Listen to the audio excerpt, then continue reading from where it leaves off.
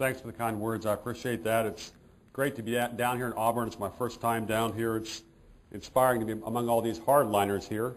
Might have a good influence on me to counteract living in Washington. Is that working? Can you hear it in the back? This has been a real good week for me. It's a lot of good things have happened. I got notice a couple days ago. Actually, I filed the application about 8 months ago, but I just heard on Wednesday that I've been approved by the INS and FAA to have flight training school down in Florida. And you know, I was a little bit worried about it because I was afraid if the FAA heard I was speaking at the Mises Institute, that, you know, that they might consider me a terrorist risk. But I guess the FAA is not that well organized yet. You know, it's probably in the same category as the rest of the government. You know, I want to talk a little bit about freedom and terrorism and what the Bush administration is doing.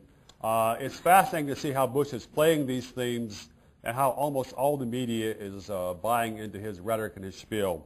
2 weeks after the 9/11 attacks, George Bush announced that the terrorists have, quote, awoken a mighty nation that understands that freedom is under assault, a mighty nation that will not rest until those who think they can take freedom away from any citizen in the world are brought to justice.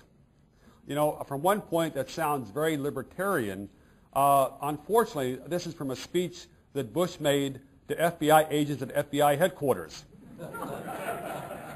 And it was a speech he made just after his Justice Department had proposed an anti-terrorism bill, which, among other things, would have canceled habeas corpus. But Bush keeps invoking freedom almost on a daily basis. It was one of the themes of his State of the Union address, and he's gotten away with it. Yet, since September 11th, the Bush administration has moved far along to turning America into a two-tier society, those who the law fails to bind and those who the law fails to protect. Thanks to the success of 19 terrorists, federal agents could have far more power over all Americans in perpetuity. The Bush's USA Patriot Act, the anti-terrorism bill rushed into law after the attack, is perhaps the biggest bait and switch in U.S. constitutional history. This is a law which treats every citizen as a suspected terrorist and every federal agent as a proven angel. But unfortunately, the vast majority of the new power the government has seized will do little or nothing to make Americans safer. I want to talk a few things about some of the different aspects of this Patriot Act. There's been a little bit of it in the press, but a lot of it's been kind of, it's been either soft-pedaled the criticism, or else it seems like they're getting their information from the Justice Department. But something we now have, thanks to this Patriot Act, is nationwide roving wiretaps. It's easy for the Justice Department to go in and get a warrant now and say that, well, that there's a suspect who might be using a telephone, you know, at Auburn or something like that. And voila, the feds can come in and get a wiretap on almost all those phones. If a suspect is using several phones in a Boston airport, for instance, the feds can put a wiretap on all the phones in the entire airport. There is no need to try and target the actual violator and perpetrator for surveillance. It's even worse with email, though. Thanks to this new law, the FBI's got a green light to vacuum up the nation's email. Congress, for the first time in this bill, officially approved and encouraged the FBI to use its carnivore email wiretapping system. I don't know how much y'all have heard about carnivore. It first came to light about, I think, in the summer of 2000, and it was kind of funny that the FBI would name a wiretapping program carnivore, you know, and there was a little controversy about that, and someone said, well, you know, but the reason that it had that name was the FBI thought people would never learn about its existence. So, I mean, that certainly explains it, but something that the Congress and Justice Department has done, it has changed the program's name. It's now something like DSL 5000 or something like that. You know, it's some nice arcane name that helps people sleep at night. But carnivore is contained in a black box that the FBI compels Internet service providers to attach to monitor all the email their system handles. Though a carnivore tap might be imposed because of a single targeted client, the email is the software is such that it automatically intercepts all the email going through that ISP. And it's the standard for imposing that first wiretap is almost non-existent. The only thing an FBI agent has to do is certify to a judge that the information sought is, quote, relevant to an ongoing criminal investigation. That's all he has to say, and then they automatically can install the carnivore and suck up everybody's email. Judges have no power on this. The judges must approve the wiretaps based on the federal agent's unsubstantiated assertions. It doesn't matter if the target is being, if the person is being targeted for, trying to smuggle in a nuclear bomb, or if he's accused of dodging taxes, $100 in his IRS Form 1040. It doesn't matter if the citizen is guilty or innocent. It's putting wiretaps on automatic pilots and making wiretaps far more sweeping than they've ever been before. And there are other things that are compounding this damage. For instance, the Patriot Act makes it very easy to get permission to do sneak and peek searches now, in which the feds come in, FBI comes in, or other agents come in and do a secret search in your house and perhaps notify you a few days later that that they visited, and perhaps give you a list of the things which they carried off. Perhaps not. I mean, and it's and some of these search warrants can be gotten on an ex post facto basis. So it's really done wonders for the flexibility for federal agents. It certainly made their jobs easier.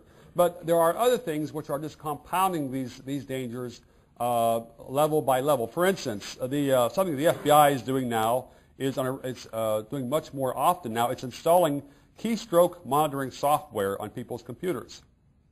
This means that once this software is installed, that the FBI doesn't need to be there, it doesn't need to be within 5 miles, but the FBI can track every word you type, every letter you type.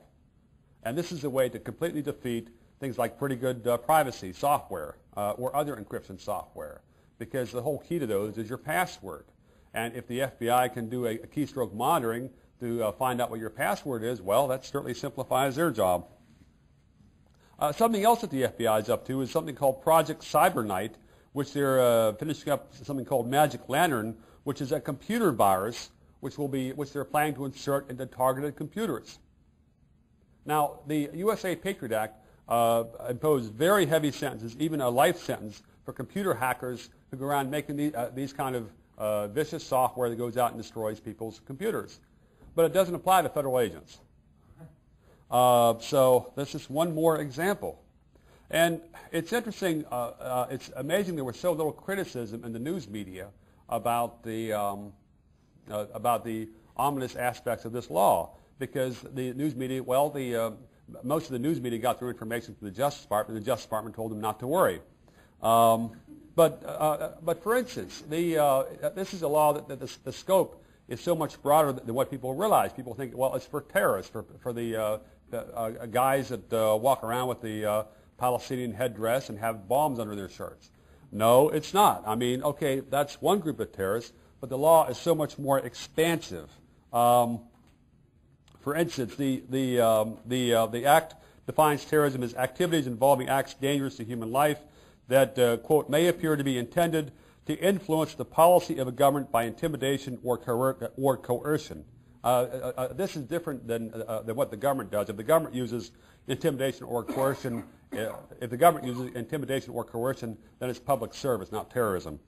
But this is a very expansive definition of terrorism, and there are a lot of groups that could be swept in under this this broad definition. For instance, and it would only take a few scuffles at a demonstration to have an entire group classified as terrorists. For instance, if there was there's a lot of environmental extremists who have done, some of them have actually been charged under existing terrorism statutes, but it'd be possible to classify large groups of them as terrorists, people who are opposed to free trade, or anti-abortion protesters.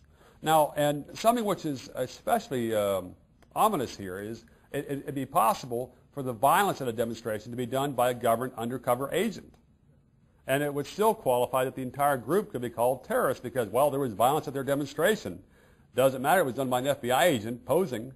This happened in the 1960s anti-war demonstrations again and again and again. The folks who were most violent often turn out to be the government agents. There's a history of this with the Ku Klux Klan as well. Now, but it's not only people who go to these kind of demonstrations. The law now is very strict on people who make donations to these kind of groups. Say if someone gave a donation to Greenpeace, to Operation Rescue, or the Gun Owners of America, and at some point the feds chose to reclassify those groups as terrorist entities. I mean, certainly the Gun Owners of America should not be classified that way. They're a peaceful group. But it'd be possible for the feds to reclassify groups under that, under those kind of categories and drop the hammer on them. It could even happen to church groups. From the early 80s to the last several years, the Church of Scientology was engaged in a very tough fight with the Internal Revenue Service. The Internal Revenue Service had been very rough with them, and the Scientologists treated the IRS like the IRS treats everybody else. And it was kind of fun to watch on the sidelines. And finally, there was a settlement reached, and the IRS backed off of some of their harassment of the Scientologists. But with this law, it'd be far easier for the federal government to classify the Scientologists as a terrorist group simply because they had counter-pressured the government in response to the pressure that they had had. Now, a lot of people are thinking that, okay, well, this is bad, the terrorists are bad people, and maybe it's a little bit expansive. What people don't realize is that most of the changes to the criminal code that were made by this act don't apply simply to terrorists. They apply to anybody who violates any of the 3,000 different federal crimes in the federal statute book. I mean, this is a law which has changed the concept of due process across the board for people charged with federal crimes. And it was rushed through with almost no hearings and almost no floor debate.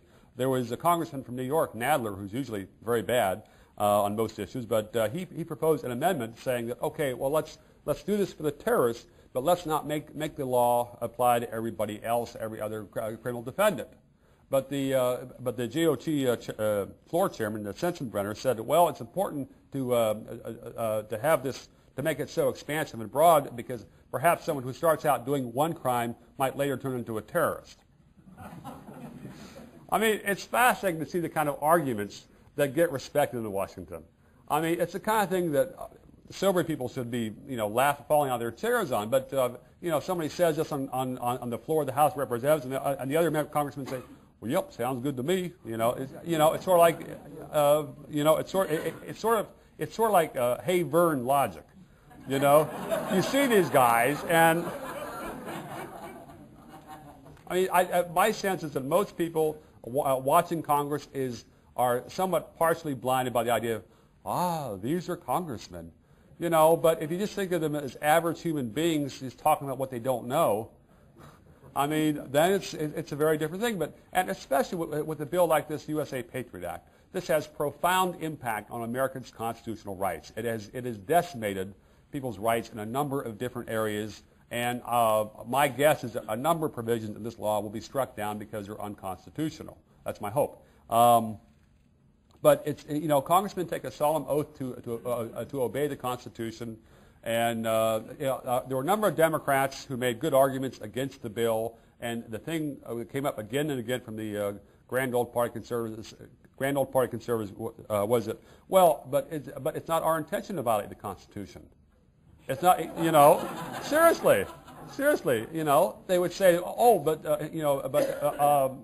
there is nothing in this bill that says it cancels the Fourth Amendment, which prohibits unreasonable search and seizure. It doesn't say that in the bill. Well, since they hadn't read the bill, I guess they wouldn't matter. But so this is a bill which changes how the government could treat people across the board, and it could even impact. Well, it could impact almost everything. It's in some ways much worse than what happened with the RICO Acts and the Asset Forfeiture Acts in the 70s and early 80s. People thought, okay, RICO is going to beat up the mafia. It's going to the asset forfeiture is going to shut down the drug dealers. Well, that's expand like a mushroom cloud, and now there's over 200 different federal crimes right now which the government can come in and confiscate your assets under the Forfeiture Acts, and most of them have nothing to do with drug policy. It's interesting how Bush has framed his holy war against terrorism, because that's what it's turning into. Bush has made a lot of statements that were very much in favor of liberty, but he made an early statement last October. Bush said that so long as anybody is terrorizing established governments, there needs to be a war. Now, this is a different standard than saying that you're going to try and stand up for liberty in every place all over the world. But just from his other actions, I'm kind of guessing that as far as his personal conviction, that this statement is closer to his honest belief than the first one about his standing up for liberty every place. And it's interesting how the war on terrorism has lowered the barriers against the expansion of government power around the globe. There was a UN resolution shortly after 9/11 which encouraged governments to take anti-terrorism steps, and the UN's got a couple thousand pages of reports from governments around the world which has bragged about what they've done to fight terrorism. For instance, the government of Cuba, as part of its war on terrorism, has added a new law that allows the death penalty for anyone who uses the internet to incite violence against the Cuban government. But it's even better in Zimbabwe. Zimbabwe's war on terrorism includes a proposal to make a crime to make any comment critical of President Robert Mugabe. And it's kind of funny to see what other governments brag about. Syria sent in a response to the UN and bragged that Syria does not give financial support to terrorists, and it's sure of that because the entire banking system is controlled by the government. So there is no risk of money going to terrorists.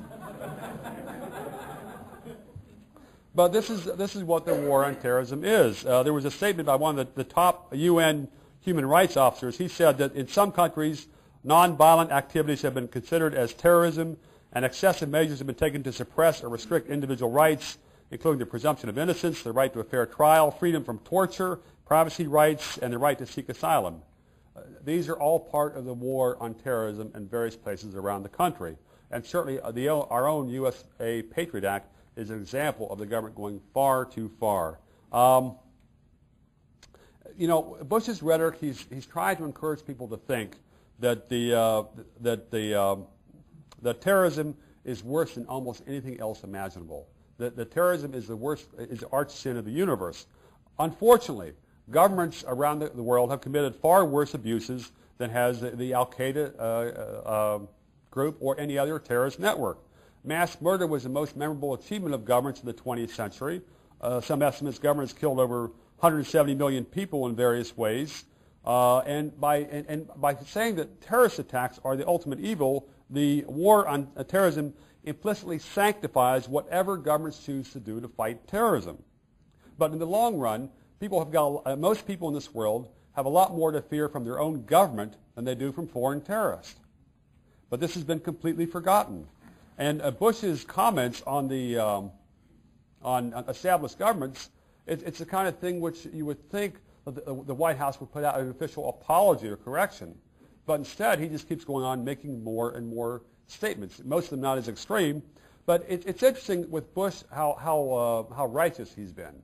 I mean, it's almost has been a change in his face when he speaks in public since last September. I mean, there's so much more arrogance there. And Bush has proclaimed that there is a great moral and ideological divide. On the one side, the U.S. and other anti-terrorism governments. On the other side, the dredges of humanity who must be exterminated, basically. But it's funny to see how the U.S. government righteousness is a parody of recent history. Back in 1998, the State Department condemned the Kosovo Liberation Army for its terrorist actions.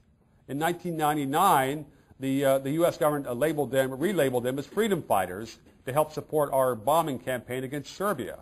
And the Bush administration is still treating the KLA as if they were freedom fighters and not terrorists, in spite of all the Serbian churches they have blown up in the last 2 years, since the U.S. intervened and gave them control. Bush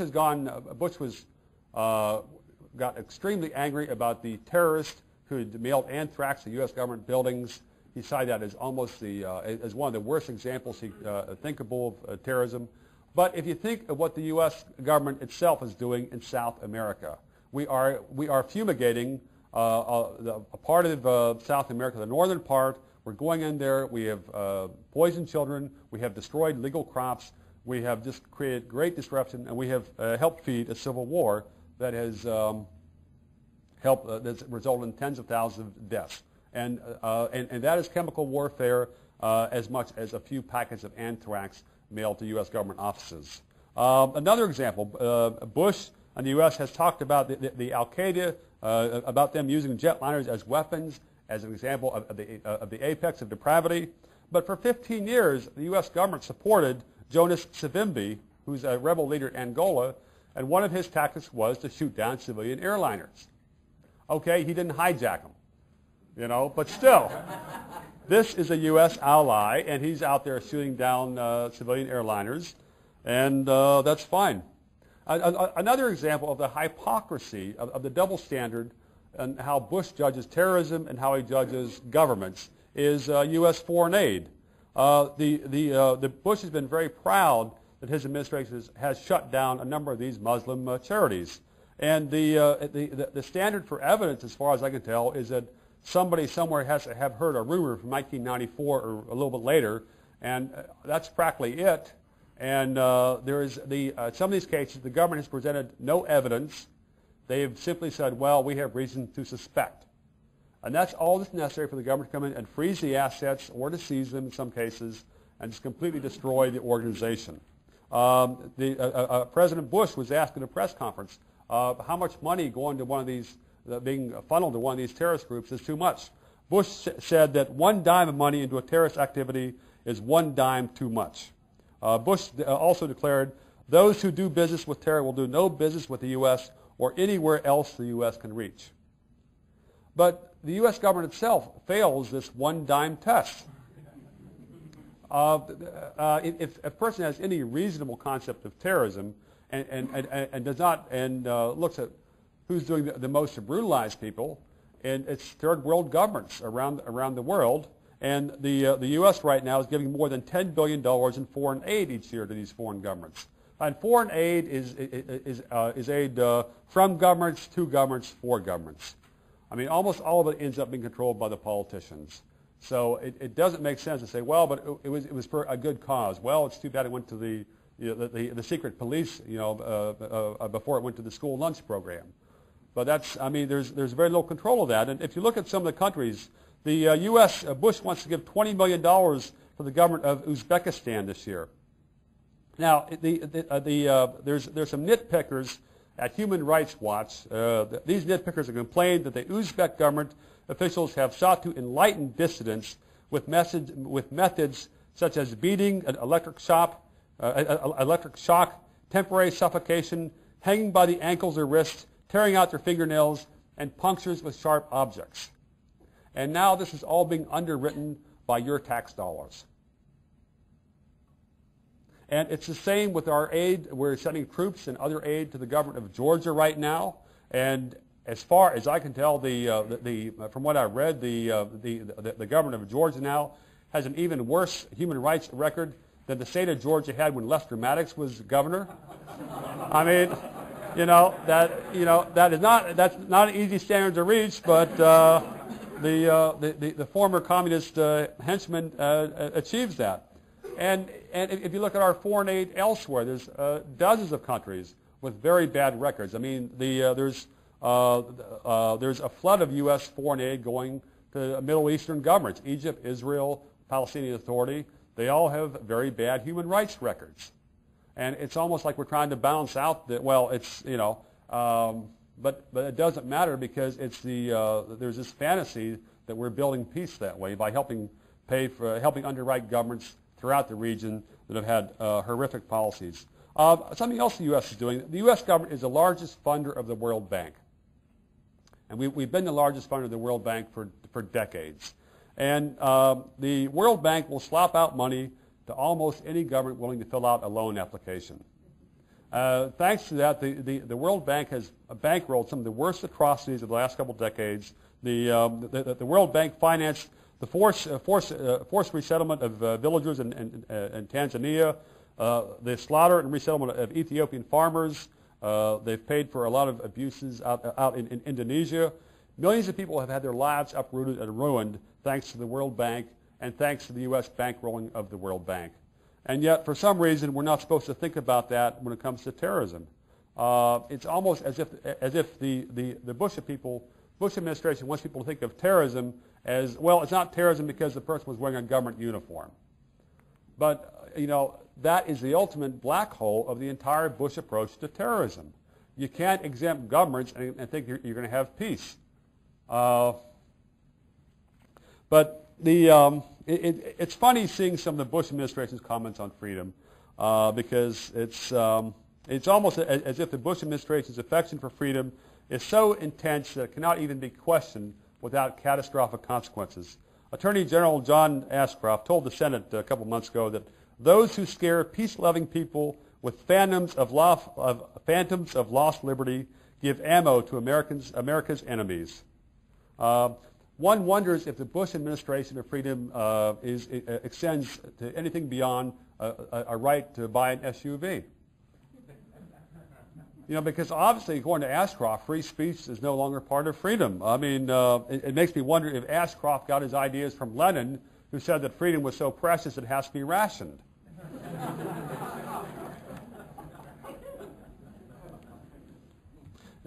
For 6 months, the Bush administration has been pushing things like the USA Patriot Act and other anti-terrorism measures. These are going to be Pandora's boxes from which scandal after scandal arise in the coming years. Bush and Congress have have given the American people laws and policies that make sense only if no one ever has a good reason to fear their own government. Unfortunately, terrorists are not the only bad guys in this world. Thanks.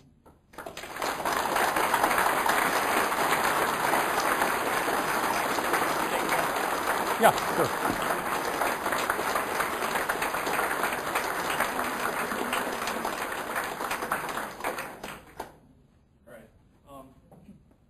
The president has said that we will use force and bring to justice any state or leader any state or leader of a state in which terrorists are harbored and trained.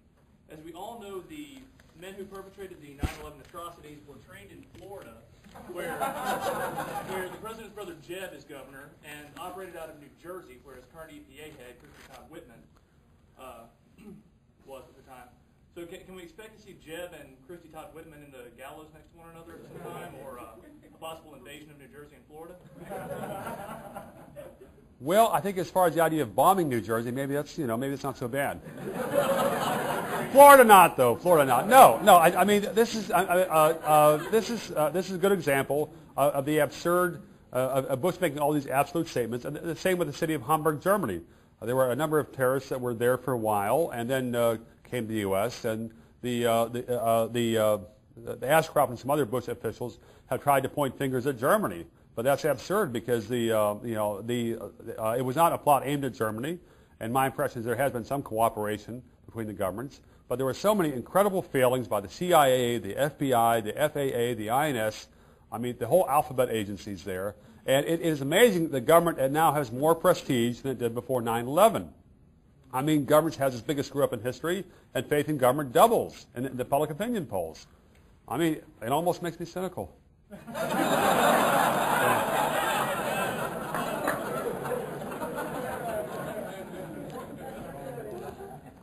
Yeah. Could you explain what the magic lantern is and its impacts on individual freedom?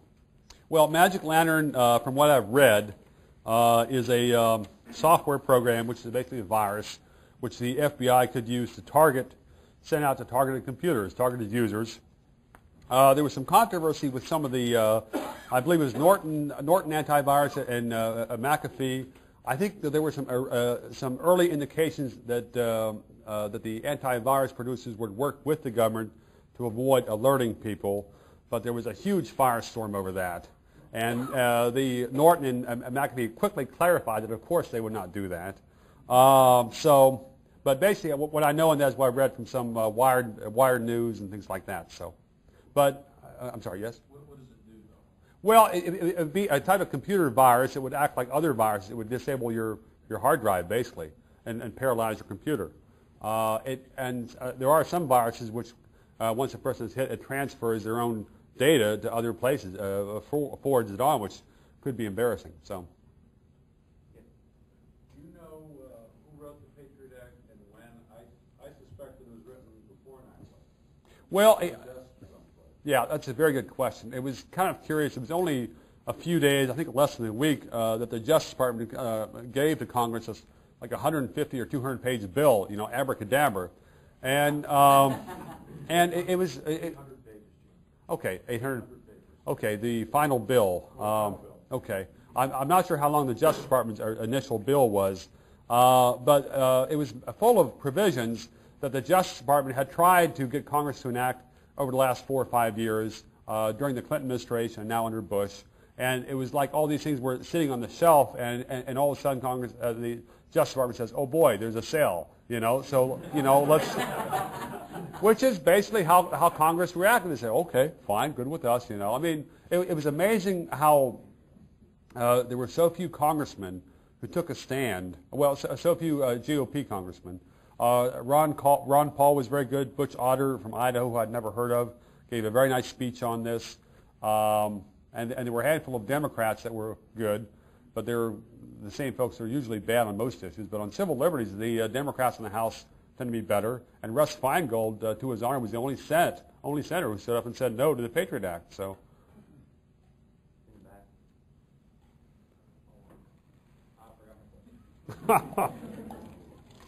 mentioned the media.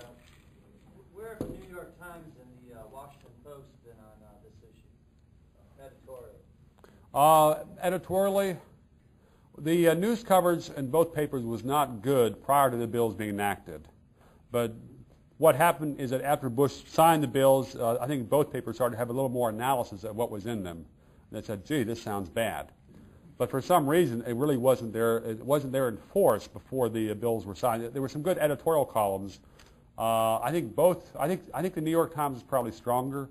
New York Times tends to be one of the best papers on civil liberties in the country, much better than the Washington Post.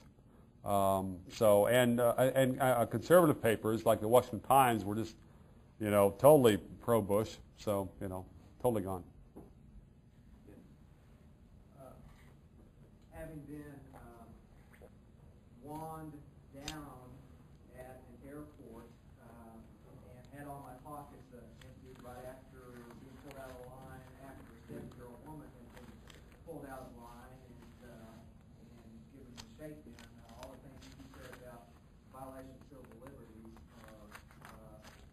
those things you pointed out are even greater concern, it seems to me.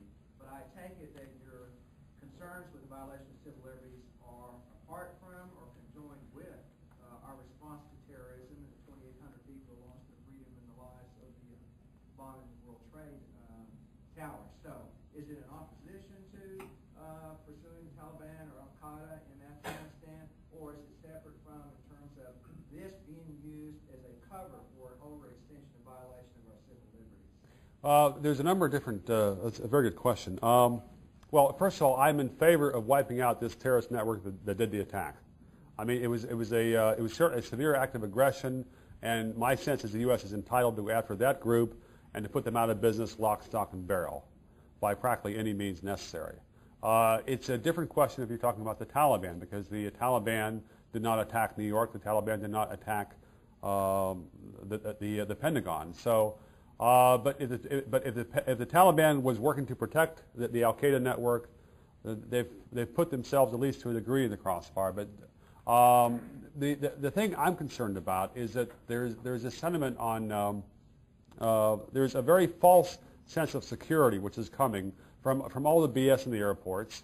I mean, I was flying out of National Airport Thursday, and they were very they made a very big point that no one can go to the bathroom in the first half hour of the flight after we leave, or else the fighter jets are going to come up and the air marshals will pull out their guns and the plane will be forced to land at the nearest airport, which has happened with some planes coming out of National, because they have this idiot rule about that if someone gets up in the first half hour, they say, "Oh my God, hijacking."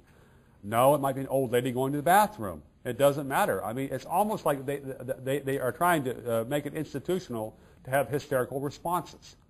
And you know, the thing that really aggravates me in this airport security, well, you know, it's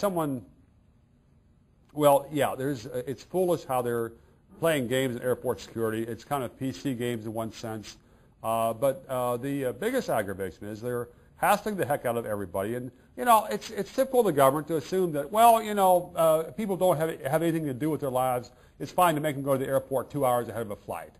You know, it's nice to be able to sit there and listen to CNN news blaring. I mean, it's a complete waste of time. It's just pissing away people's lives. And, but it doesn't cost the government anything. So the government doesn't hesitate to impose these heavy costs. It's the same with the old East Bloc. It didn't cost the Soviets anything to have people stand in line for 3 hours for potatoes. And it's the same with, you know, all this time wasted for the airports. But the Transportation Secretary is very adamant that he does not want pilots to have guns. And guns by the pilots would be a much better, would not be a panacea. And it's possible some pilots might misuse them. But it'd be a hell of a lot more effective than these gumbos at the airport. Just kind of like you, okay, did somebody give you a bomb? No. Okay, next. I mean,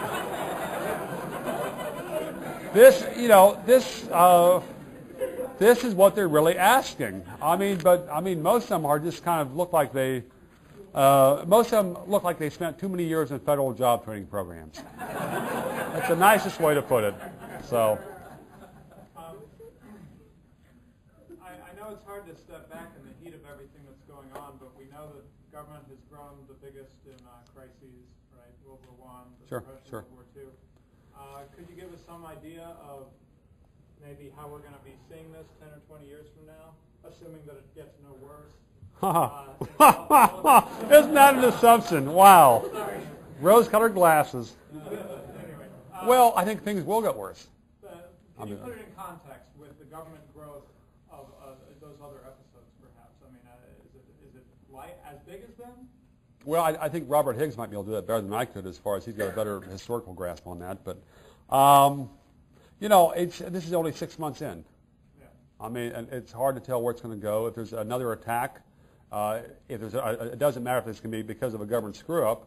I'm sure there'll be a new wave of laws, a new wave of confiscations, a new wave of decimating rights and liberties. So I don't know what's going to happen over the next 6 or 8 months. I guess it depends on whether or not people start to wake up. You know, whether people start saying, well, you know, it was the government that screwed up, and yet we've given the government all this new money and all this new power, and we have all these new people at the airport, but gee, the plane still got hijacked. That's curious. I mean, you know, it's challenging to try to find a way to break through the mental stupor of the average American. Because the average American is just, you know, there's a lot of very, very intelligent people out there that have put their brains on automatic pilot on this entire issue. And if something that can happen that will get maybe 10% of the population or 15% to start to use their natural intelligence on this and start to just try to reason through some of the stuff, or to sit and compare some of Bush's statements, like his pledge to stand up and fight for liberty everywhere, at the same time he's promising to stand up for all established governments. You know, I mean, I guess I haven't given up hope that common sense could break out yet. So that's going to determine it, I think. I remember right afterwards, Al Hunt in the Wall Street Journal had the column "Government to the Rescue." Yep. And I've read a number of other things by columnists. Basically, every time there's a crisis, they want an expansion of the state. The press has been pretty much good, and yet supposedly the press is the firewall to help protect our liberties, expose government. Could you comment? I think, well, comment on this thing. Warren Brooks, the late Warren Brooks, once wrote in the Quill that it seems that the role of the press is not to protect the status quo these days, he said, but the status quo. Sure. And I wonder if you could comment on that. Yeah, well, it's been surprising that most of the press corps has jumped on the big government bandwagon, but it's been that way since about 1933 in many ways. Some journalists have done some excellent work on this. So the LA Times, William Orm out there has done some excellent work. Some of the people that write for the front page of the Wall Street Journal have done some good work. And there's been some good stuff in the New York Times even. But by and large, it's almost as if the critical faculties have been suspended. But it's not isolated to the war on terrorism. It's the same with the campaign finance reform. I mean, it's amazing that the most respected media outlets, print and broadcast both, have been so enthusiastic on the campaign finance reform bill, which just overtly tries to destroy the First Amendment and make it a federal crime to criticize congressmen 60 days before their reelection. You would think that fact might be mentioned a little more prominently in some of the news stories about this, the campaign finance bills, but it isn't. I mean, it's just. But my sense was that for some of the Washington press corps, I think that some of them get a lot of their status from Washington per se. That they're, it's almost like they're being a ambassador to another country or to the Vatican. I mean, and it's important that for some of them that Washington not be a total laughingstock, because that would undercut the prestige of their job. So but for many of them, it's not. There's nothing devious about it. They're just they're left wing, liberal, and they like big government, and they don't ask many questions. So. But at the same time, they're always talking about civil liberties. Isn't it the state? I mean, to read the press, normal reporter seems to believe that private organizations are the big offenders against civil liberties, and government never violates civil liberties unless it's a quote conservative administration. Well, yeah, I mean, certainly there's. I think that the Washington press is going to be more likely to criticize as time goes on the Bush administration for civil liberties violations. I mean, it was amazing that the Washington media did very little on the Clinton administration's civil liberties records. Clinton had an incredibly bad civil liberties record, but he was just kind of the folks at the Washington Post, tried to outdo Monica Lewinsky on their coverage. I mean, it was amazing. There was even a book by two Washington Post reporters, two of their prominent reporters, something about the history of the Justice Department, a description of Maine Justice Department headquarters, and it was the subtitle was something about the men and women who helped save our liberties. And I was thinking, now wait a minute, okay, and this is after Waco. I mean, but Waco never existed in Washington, D.C., except for a tiny, small number of folks. I mean, even the Washington think tanks almost never dealt with it until 7 or 8 years later. I mean, it was an issue that people just would not raise in polite society. And I think you're seeing the same mentality that it's too bad the government's going to be doing the wiretapping and the sneak and peek and all this stuff, but it's probably just going to be Arabs or Muslims or riffraff and not the kind of folks that go to dinner in Georgetown. So. I wonder if you could confirm the following allegation. On September 11th, it was perfectly legal to bring any knife on board that was no longer than a 4-inch blade. I've heard that. I don't know if it's accurate. It's very possible it could be accurate. But yeah, I was thinking about this earlier, and a part of the reason the terrorists succeeded on 9/11 was because the FAA preaches that people should obey, should not resist. It was FAA doctrine that the pilots should just kind of, okay, yes sir, okay, go and take over, and and especially after what we found out in the Philippines in '95, and from other Arab terrorist groups talking about doing a French hijacking to plow into someplace in Paris. The information was there that the terrorists were attempting to use planes as weapons. But the FAA never processed that, never mentioned it to the pilots, and it was still FAA policy that people were just kind of, people were supposed to submit. So, I mean, that's horrendous. Jim, I don't think the terrorists attacked the World Trade Center because they don't like our Republican form of government or the fact that many of us drive SUVs. I think they attacked us because they hate us. And I'm just wondering, is there anything the United States government can do to be a little less hated in the world? Yeah, there's a number of things. I mean, there's a number of people have, well, I guess it's Bush's doctrine that the terrorists attack the U.S. because they hate American freedom. No, seriously, I mean, this was the theme of his first speech to Congress. I believe it was September 20th. He was talking about that, and it's come up again, and it's something which even some libertarians have bought into. Oh, yeah, okay, fine, thank you. Thank you for the clarification. Yeah, and it's just, and it's certainly possible that some terrorists is very upset about the First Amendment. I don't think that's what's driving them. There was a statement, I believe, that Osama bin Laden had made shortly, either before or shortly after 9/11, in which he listed three things which had upset him. He was very upset about the embargo on Iraq, which, according to some Arabs, I guess maybe perhaps the UN as well, has resulted in the death of over 500,000 Iraqi babies and children, because we have wrecked their economy in a number of ways with the bombing. We prevent them from being able to rebuild, and some Arabs get angry about that. I mean, based on those assumptions. I mean, a second thing which upsets them is the U.S. military bases on Muslim holy lands. I mean, we have a number of bases in Saudi Arabia and other areas that are very sacred to Muslims. I mean, some Americans might say, well, but it shouldn't be sacred to Muslims. That's not the question. I mean, my understanding was that the first Bush administration had promised that those bases would only be temporary during the Gulf War. However, we've stayed there forever. We're trying to stay there forever, and that's generated a great deal of animosity.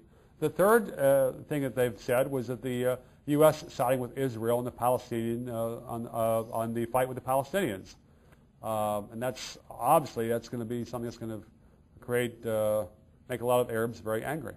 So. Yes. Oh, Jim. Yeah, I was mentioning that the comment about Bush that the terrorists hate our freedom. If that's so, then aren't we engaging in a policy of appeasement? Very good. Good. Good line. Good line. Well, something which has been funny is that Bush has been using this line about, well, we have to do this or else the terrorists will win, and it's almost become like an unconscious mental reflex. He was talking a couple of weeks ago about expanding the Peace Corps, and he said we have to do this kind of stuff to help send American values abroad, or else the terrorists will win.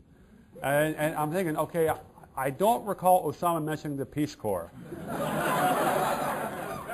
And I really don't think that the Peace Corps is going to be that much of a threat to anybody abroad, except for, I'll try to be polite. I'll try to keep this in a high tone.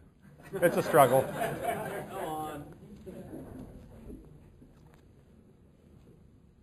Going once, going twice.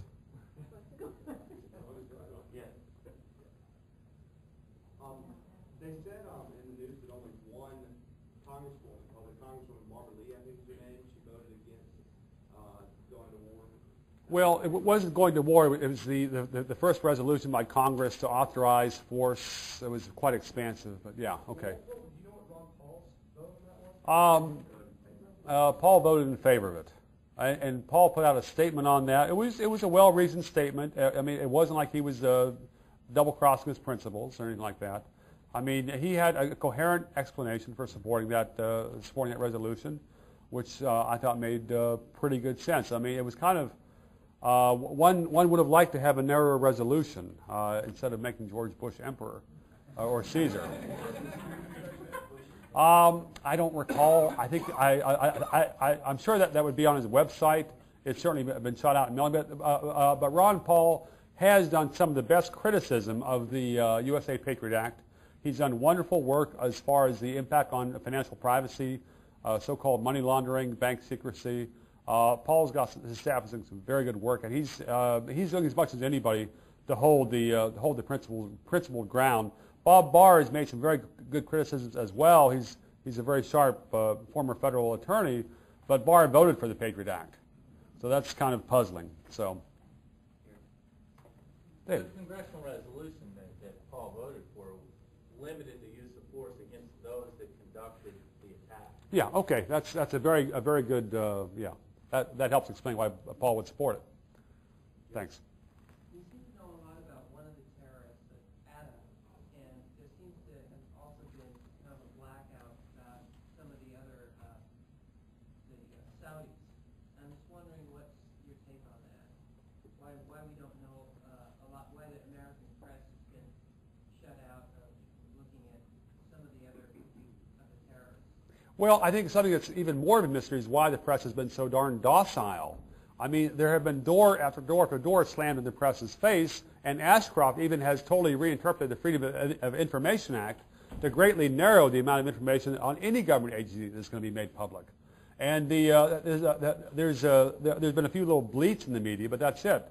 I don't know, but there are so many things that have not been made public, like I think the flight recorder and a lot of the information from the Flight 93, as well as some of the other the information on some of the hijacking situations. I mean, and I have not noticed the federal government to ever withhold information that made itself look good. And so I don't know what they're up to, but and it's certainly possible that foreign policy considerations are the reason for withholding the information from the Saudis. So. I agree with about 99% of everything you've said. I think you've done it really well. And Thanks. You are on C-SPAN. Haha. But I have a question about the embargo on Iraq. My understanding is that the situation in Iraq, as far as children starving and so forth, is very largely the fault of the regime, which is still using substantial sums of money to finance weapons development. I don't know if you disagree with that, and do you also believe that if we relax the embargo, wouldn't it be the case that then Hussein would have more funds available to build up biological weapons and other weapons? Well, that's a good question. It's the whole policy of the embargo was to try and induce a lot of pain on the entire country of Iraq to help encourage the people there to overthrow the government. Well, it's been, what, 12 years? 10, 11, 12 years? It hasn't worked. And certainly, I think that the government is, I'm sure it's using some of the revenue it gets with the evil intent. Governments have a tendency to do that. But I also think that the humanitarian situation would be far better there if the UN embargo was not there.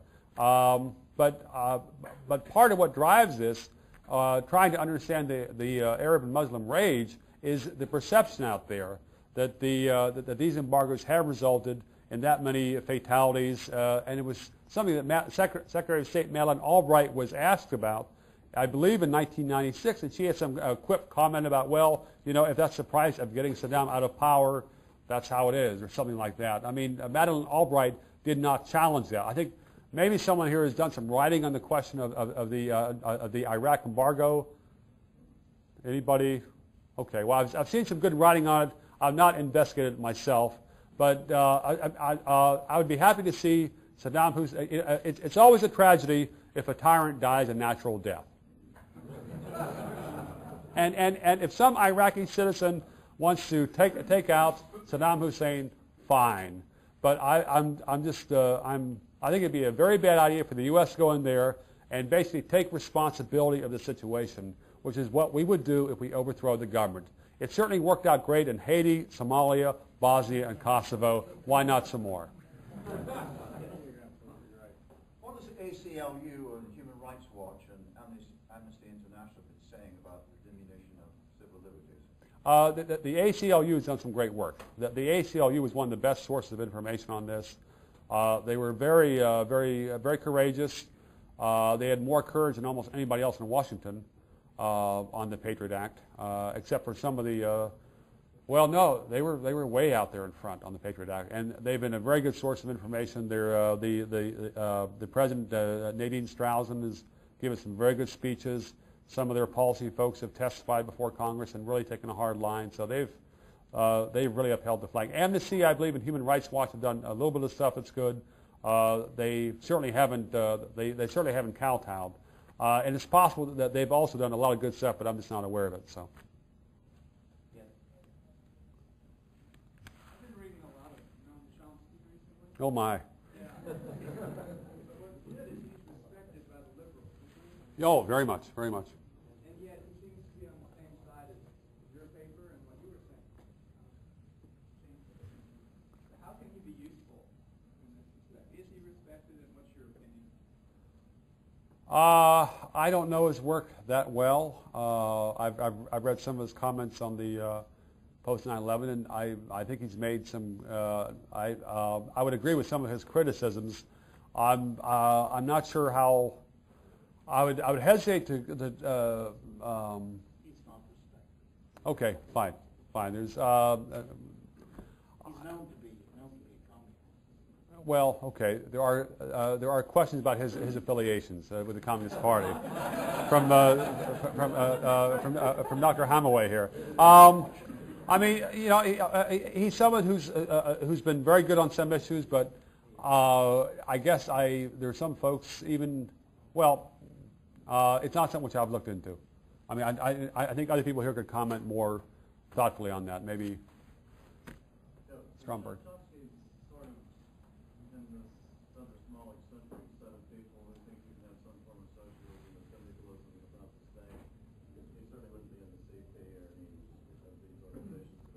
Okay, good. Good to clarify that. And he's someone who's had great courage. I mean, Chomsky's been very courageous. He is condemned by the establishment left. By the establishment left, but The very same reason he's condemned by the establishment right. but he, Way out. yeah, but he is someone who does get airtime. So Less and less.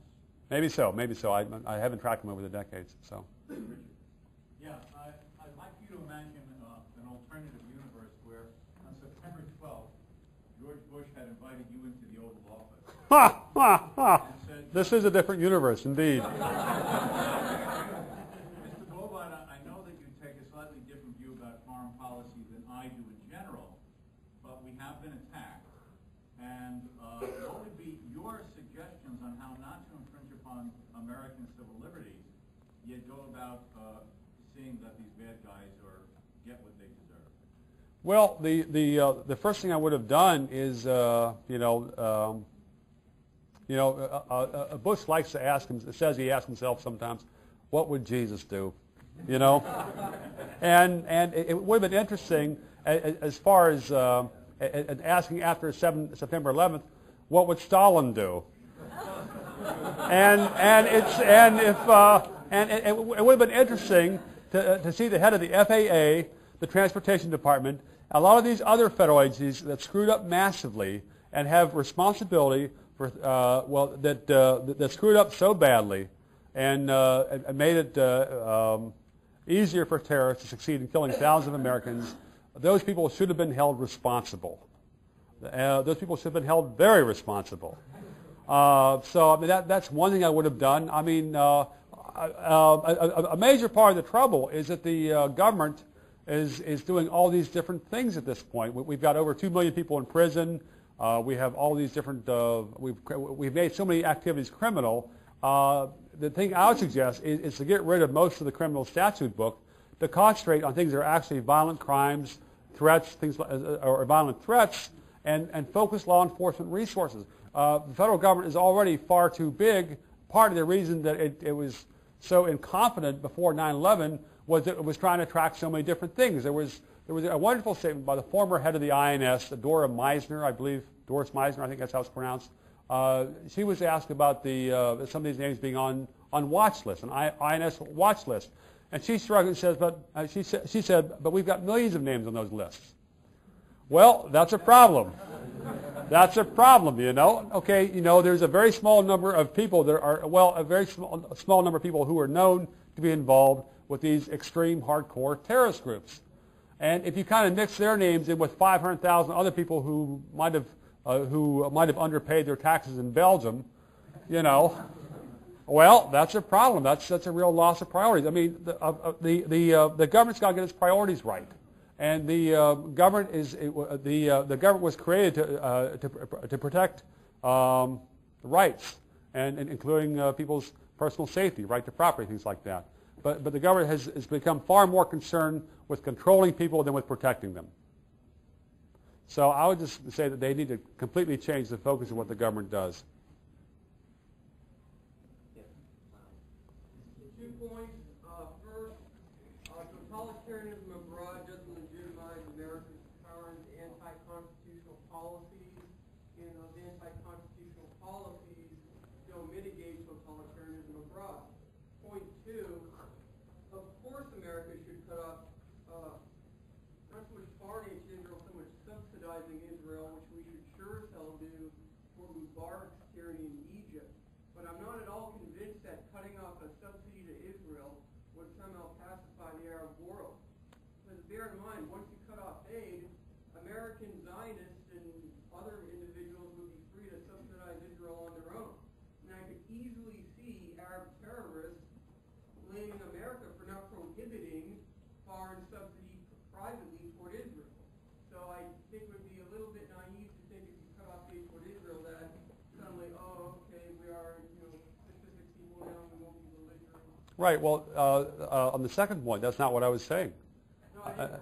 Well, all right. Well, I was certainly not implying that ending U.S. foreign aid to Egypt, Israel, and the Palestinian Authority is going to create peace in the Middle East.